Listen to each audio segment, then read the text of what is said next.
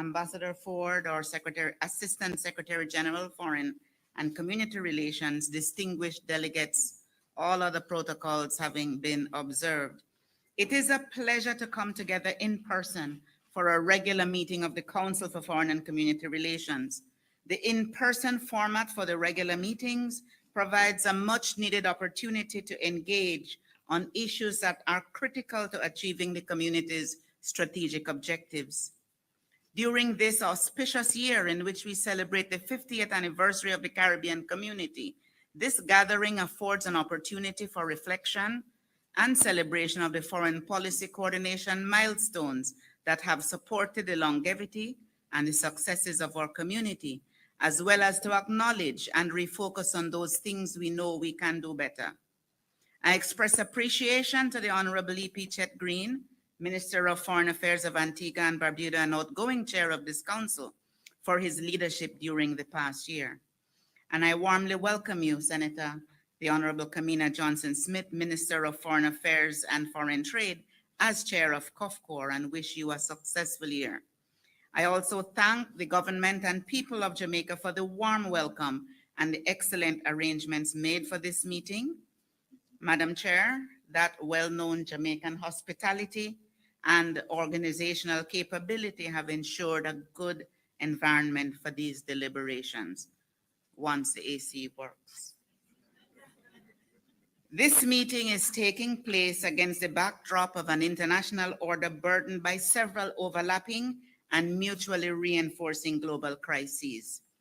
These include the negative economic and social impact of the COVID-19 pandemic, divisive and challenging geopolitical issues which undermine multilateralism, and the unjust impact of climate change on small islands and low-lying coastal developing states that have not contributed to climate change.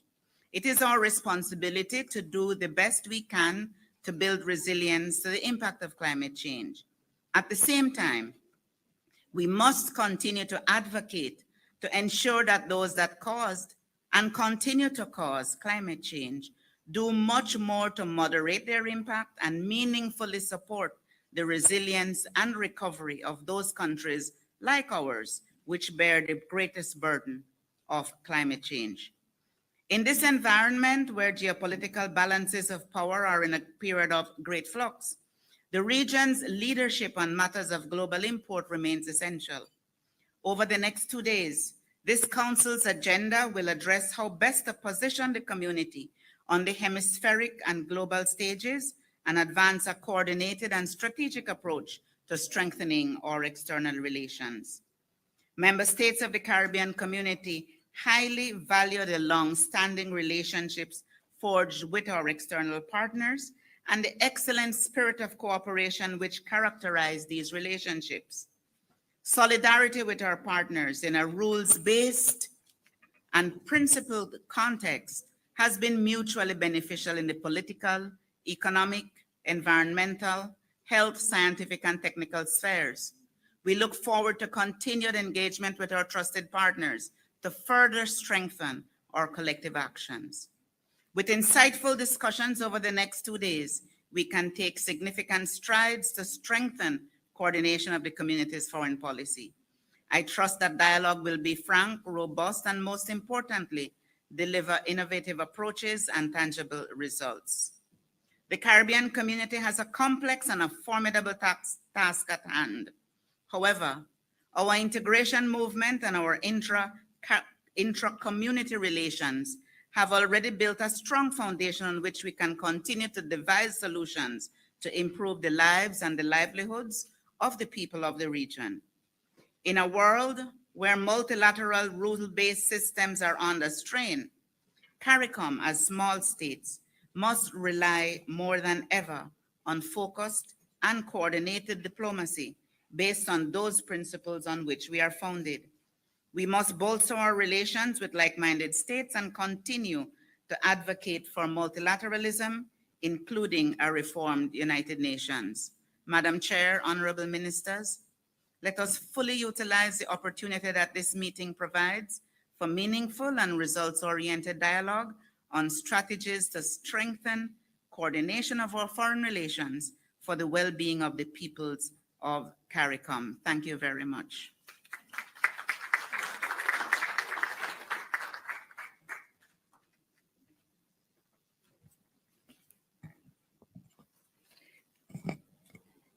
Thank you, Madam Secretary General.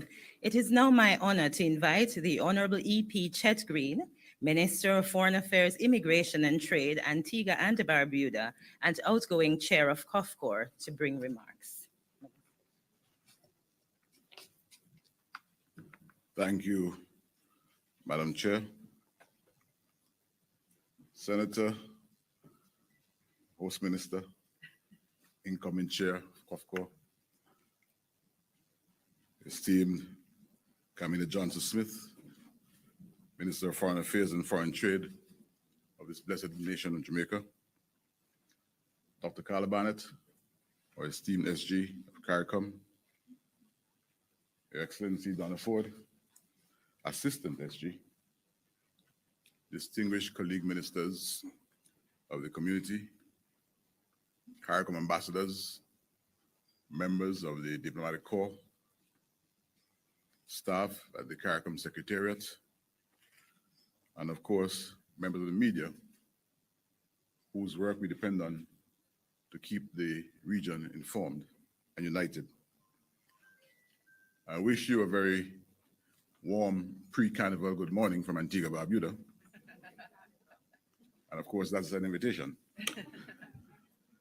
Allow me to express tremendous gratitude in the first instance to our host government and people of Jamaica for their warm, no pun intended, warm hospitality and the very excellent service which is on display for all of us to see. I also want at this time to commend and thank the outstanding leadership of the CARICOM Secretariat staff for collaborating and executing what we all hope and certainly work towards a successful COFCOR. Permit me also to use the opportunity to address you as the outgoing chairman. And you know, Caribbean politicians, when we come, we say little. When we leave, we say a lot. Don't worry. I'll be brief this morning. But I want to address you as chairman of the COFCOR, where we have and continue to champion the rights of our people, addressing the needs of the region in an attempt to elevate the livelihoods of our citizens while enhancing CARICOM's presence globally. Throughout my chairmanship, operating in a post-COVID world, it certainly has presented its share among the challenges. However, I'm pleased to report that through resilience and collective efforts, we have provided opportunities to further develop and diversify the region's economies, work in progress for the benefit of our citizens. Colleagues, I believe it's imperative for us to utilize our respective talents to continue the work of the signatories of the original Treaty of Chaguaramas in advancing the Caribbean region's economies, uplifting the standard of living for people, while strengthening the process of integration. It is especially important for the excellent work of CARICOM to be echoed across the region and throughout the globe, given that we are now about to celebrate 50 years of this organization. For this, we must once again say thanks to the CARICOM Secretariat for the tremendous work it has done and continues to do over the years in growing this institution, which is the oldest surviving institution in this hemisphere, and by extension, in any developing part of the world. Nonetheless, I believe that there are still areas which we must continuously address, such as our community relations. With a common language and shared culture, our region should be closer than we are at present. Unlike other institutions such as the European Union, we are not landlocked, but separated by sea. The pandemic has further exacerbated the issue of affordable regional transportation. In order to achieve CARICOM's pillars of regional integration, it is necessary for us to address this issue of regional travel with the urgency that is required. Our respective member states, along with the Secretariat, need to devise workable plans and solutions to provide affordable air and maritime travel. This requires, of course, lobbying efforts through the Ministries of Foreign Affairs and overseas missions to friendly nations for developmental assistance. Additionally, I would wish to encourage the Secretariat to further create an environment that will foster stronger community engagement through improved internal relations. Through this, we'll have a much better Caribbean community where our people can express their talents and innovative capabilities to further lend to regional development. Over the next 2 days, we'll engage in various topics relevant to the community and on the margins, engage in bilaterals. The 11th UK Caribbean Forum will immediately follow the conclusion of COFCOR, and I believe that it would present an ideal opportunity for CARICOM to hold a serious dialogue with the Secretary of State for Foreign, Commonwealth and Development Affairs of the UK government on matters surrounding our development. Assistance in key areas, such as education, security, climate resilience, and improved infrastructure should feature high on our agenda, as this will lend to the overall development of our region. Furthermore, the fight, and emphasize fight for reparations, which is so dear to CARICOM, must be presented to our UK counterpart as a collective concern for an injustice that was perpetrated against our forebears. Additionally, the 5th CARICOM Mexico Summit will follow for further enhancement between our region and Mexico. Mexico has long been a friend of the Caribbean community, and we must note the importance of Mexico to our region. Colleagues, I'm not here in trying to set the agenda, but certainly reflecting on the last year in office and the continuum of our efforts. In that context, allow me to commend our fellow member state of St. Vincent and the Grenadines, which currently serves as President pro tempore for the CELAC. I think it's a quite admirable achievement for a small nation to serve in this capacity. CELAC serves to unite the Caribbean and Latin America. To my colleague, Minister from St. Vincent and the Grenadines, I wish to pledge on behalf of Antigua and Barbuda full support during your presidency, and can speak without fear of contradiction in committing similar support from all Caribbean nations here assembled. Today, we meet at a time overshadowed by conflict within our community. The grim situation in Haiti has presented a challenge not only to that member state, but for our entire region. I am, however, of the firm belief that we must work collectively to devise solutions and address the situation. Ultimately, the decision on the direction that Haiti will forge depends primarily upon its citizens. Therefore, there must be national consensus within Haiti, whilst those of us in the wider region are called upon to demonstrate patience and corresponding or parallel support to allow for the self-determination of the Haitian people. Moreover, the Russian-Ukraine conflict still presents a challenge on the global stage with its ever-lingering economic effects on our economies and our livelihoods. As a community, I urge that we continue to advocate for the swift resolution of this conflict before it escalates any further, and to do so since our very lives depend upon it. I promise I'll be short, and so I'm sure we'll identify the next words. In closing, I wish to congratulate my colleague, Minister Johnson Smith, on her assumption of the chair of COFCOR. I've always known you to be an advocate for CARICOM and of its endeavors. I'm assured that your leadership and determination will serve to advance the COFCOR and, by extension, our region. I pledge my continued support during your tenure as we work assiduously towards advancing the work of our governments and of this noble institution. Our region has long been known for our resilience, our determination and fortitude, and I'm confident that with our combined efforts, and your leadership, we will succeed in all our aspirations. Unfortunately, I leave tomorrow, a result of the last elections in Antigua, where I can't afford to miss a sitting of Parliament. But I equally have the commitment and belief in my colleagues that COFCOR here in Kingston will be a resounding success under the chairmanship of Her Excellency Camilla Johnson-Smith will lead us to new paths, new heights of regional development. I thank you.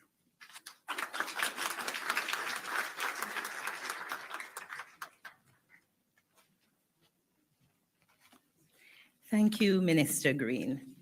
It is now my honor to invite Senator the Honorable Camilla Johnson-Smith, Minister of Foreign Affairs and Foreign Trade of Jamaica and Chair of the Council for Foreign and Community Relations, to deliver remarks. Minister.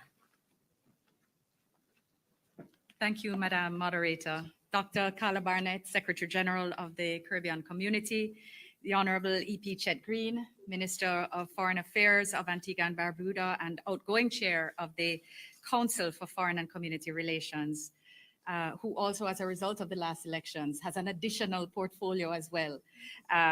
There's always more work as a reward for good work. But we're glad you are here with us, even for the day, Minister Green. My friends and colleague ministers of the Caribbean Community, Your Excellency Juan Fernandez Trigo, Secretary of State for Latin America, the Caribbean and Spanish Language of the Kingdom of Spain, Assistant Secretary General Ford, joining us here on the platform, Dean and members of the Diplomatic Corps, Dean and members of the Consular Corps, members of the media, distinguished delegates, ladies and gentlemen, I extend a particularly warm Jamaican welcome to everyone here this morning. And as my colleague, Dr. Brown Wiltz, I assure you, sir, I assure you, sir, that the matter is being addressed. My apologies for this inconvenience, and I'm assured that it will be sorted in very, very short order. Technology once more. It is a proud moment for the City of Kingston to once more host this, for the second time, the Council of Community and Foreign Relations, having been the venue for the 12th meeting in 2009.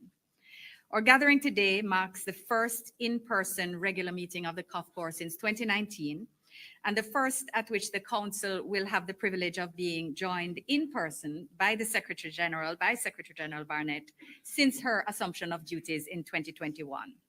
As this is the Secretary General's first official visit to Jamaica in her current role, I want to extend a special welcome to her on behalf of the government and people of Jamaica. Although as a fellow UEMONA alumna, like several of us in this room, this may well be a homecoming. So welcome once more, Madam SG.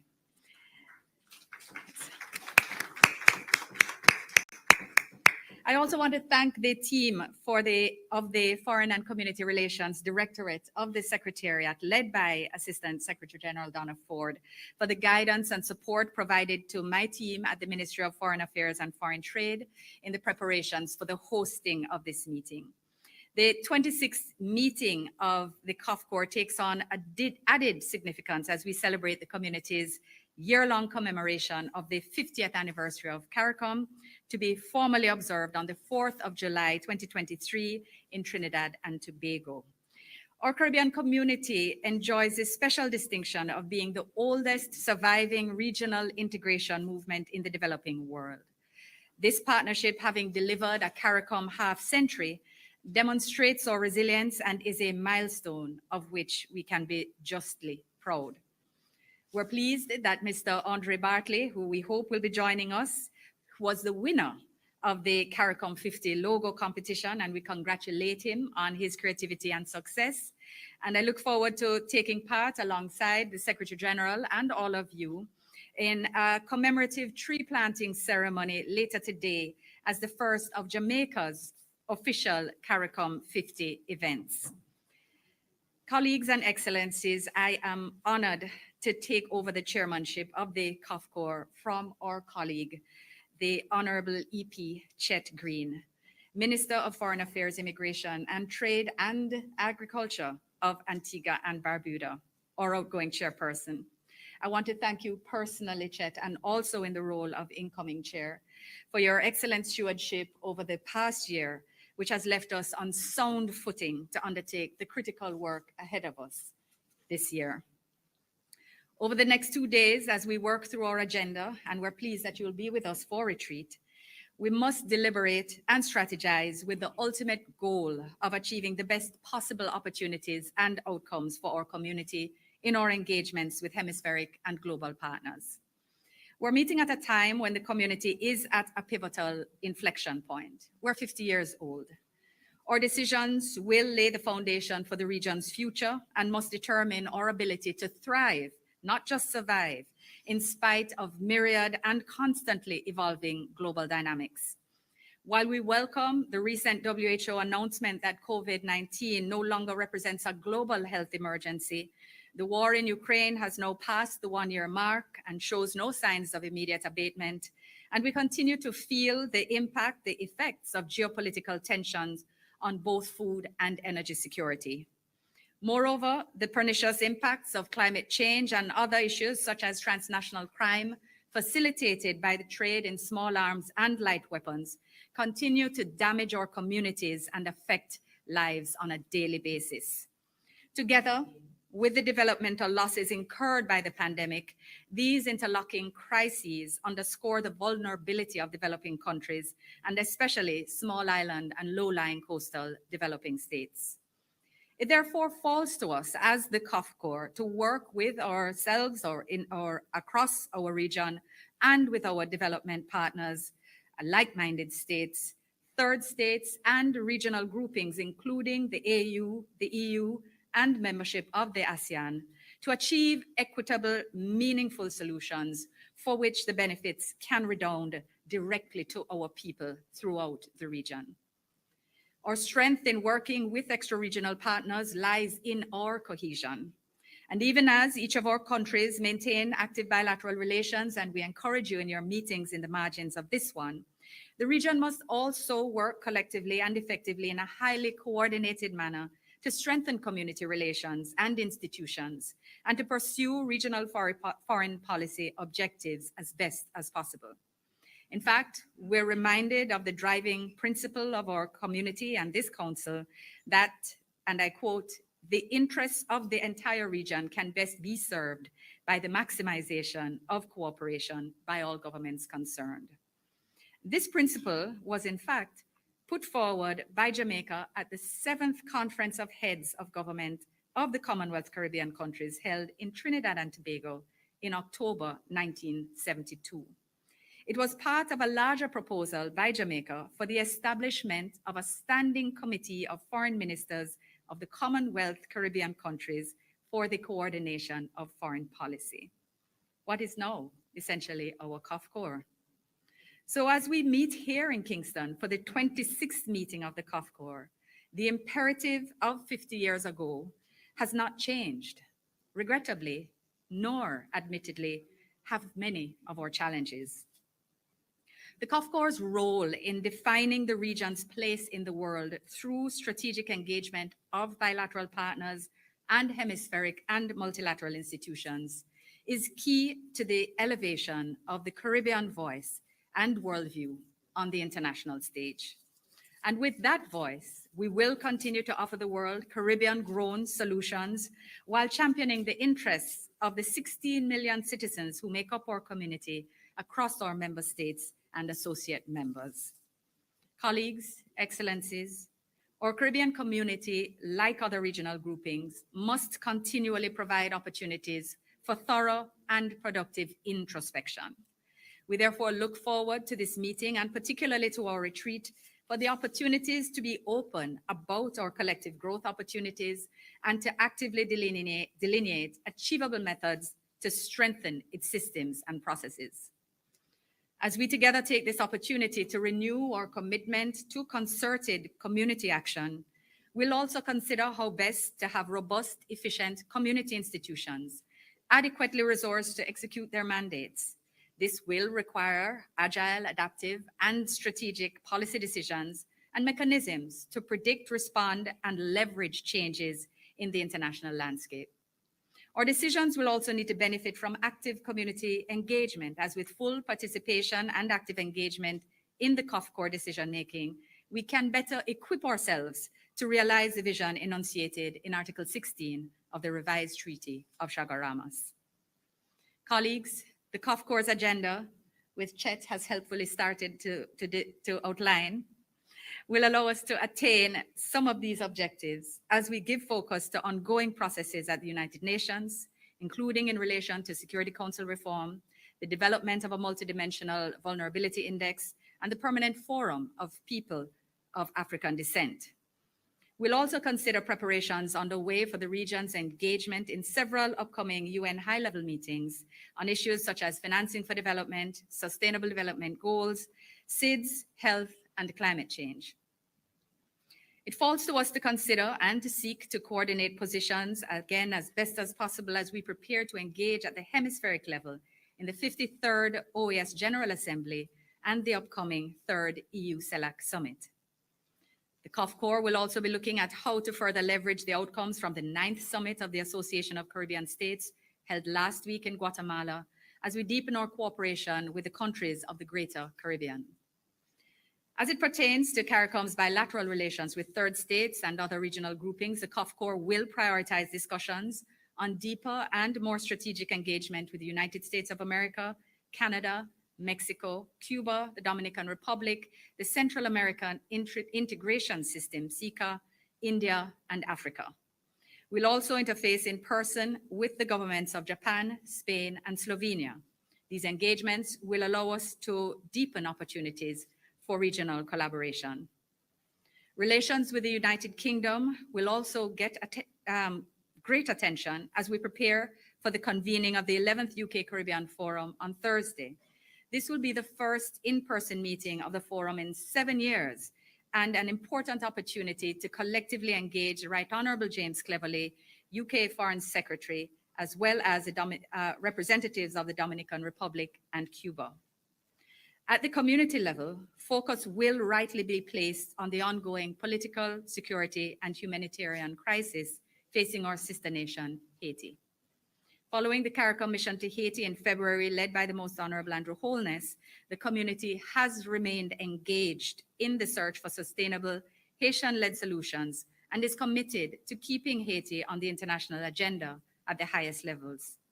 Only yesterday, Prime Minister Holness held discussions with the United Nations Secretary General Antonio Guterres during his visit to Jamaica and reaffirmed the region's commitment to actively supporting the cause of Haiti.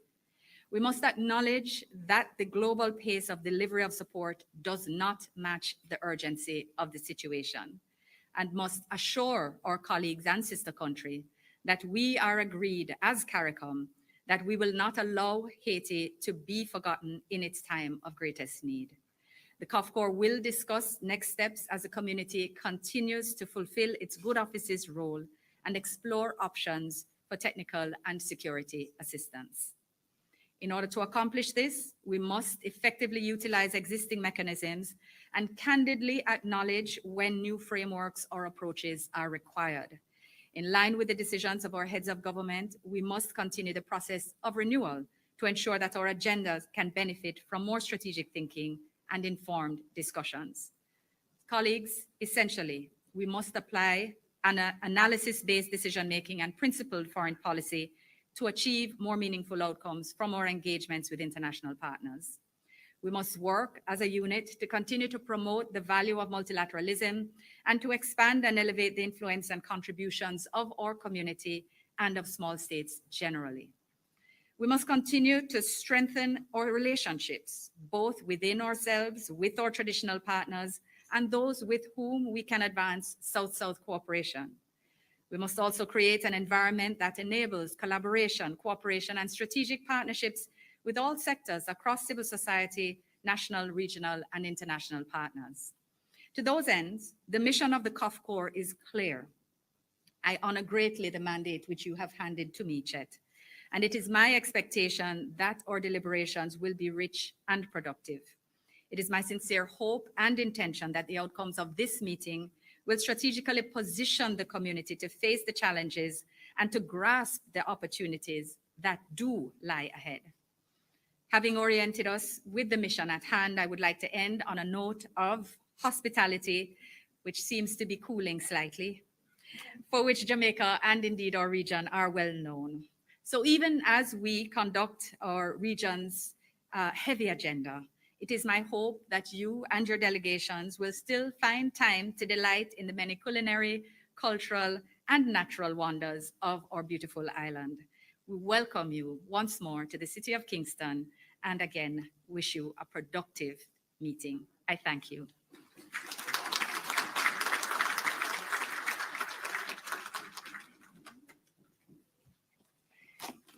Thank you, Minister Johnson-Smith. And thanks to all who have taken the time to participate in this morning's opening ceremony. Distinguished ministers, Secretary General, heads of delegation, Assistant Secretary General, specially invited guests, ladies and gentlemen, may I now ask you to turn your attention to the screens as we close with the CARICOM song. Following the video, we will adjourn for a 15-minute coffee break, following which the business sessions will commence for members of COFCOR. To heads of diplomatic missions and other specially invited guests, we appreciate your taking the time to join us this morning, and we wish you a safe travel to your destinations and best wishes for a wonderful rest of day. I invite you now to enjoy the video as we close this morning's opening ceremony. Thank you.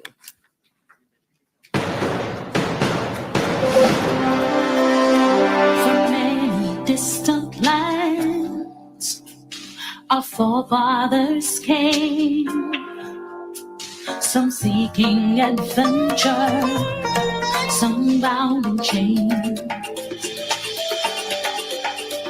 Through battles waged and fought, through victory and pain, by test of their courage, our freedom was gained. In homage to those gone before us, the heroes of lands in the sun, we vow to join hands and to focus on building one Caribbean. Raise your voices high, sing of your Caribbean pride. Sing it loud and strong, feel our hearts beat as one. Celebrate in song as we rise to heights where we belong.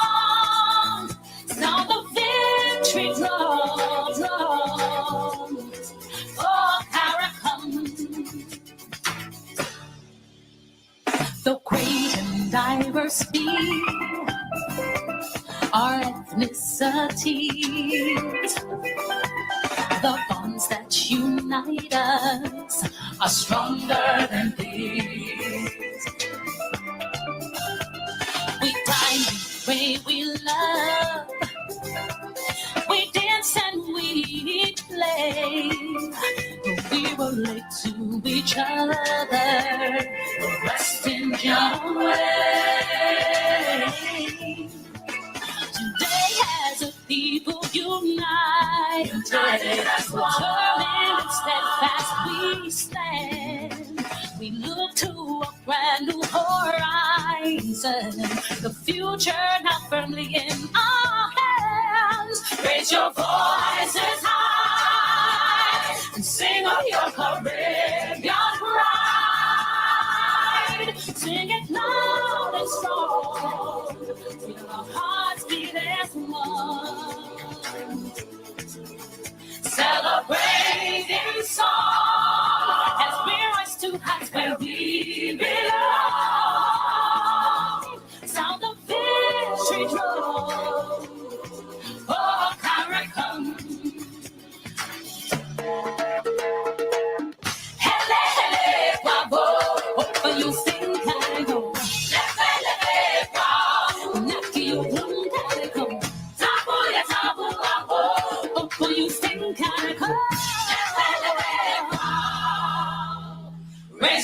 voices high, sing of your courage, your pride.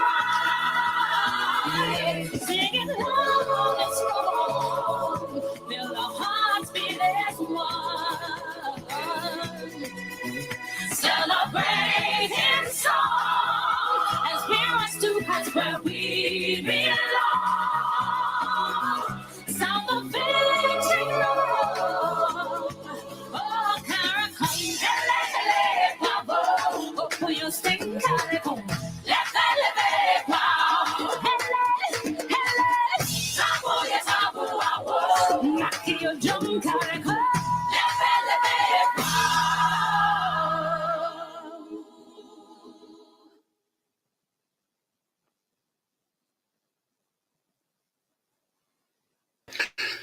Good morning, my fellow viewers who are listening to us, who are watching. We will be live at 11 a.m. Jamaica time or 12 Thank you very p.m. much. You're US now time. invited to enjoy the We'll be coffee live break this as we prepare morning for the business session commencing in 15 minutes. at It's right to 11 the p.m., left at the 11 back. a.m. rather Jamaica time or 12 noon US time. It is already on. I have already scheduled the link on YouTube. So join us then. Wilfred Radigan and myself will be on. Thank you all very much for watching. On behalf of all of us here, on behalf of the producer of the Make We Talk show, Owen Brown, your host, Jeffrey Tavares, may you have a God bless day until you join us then.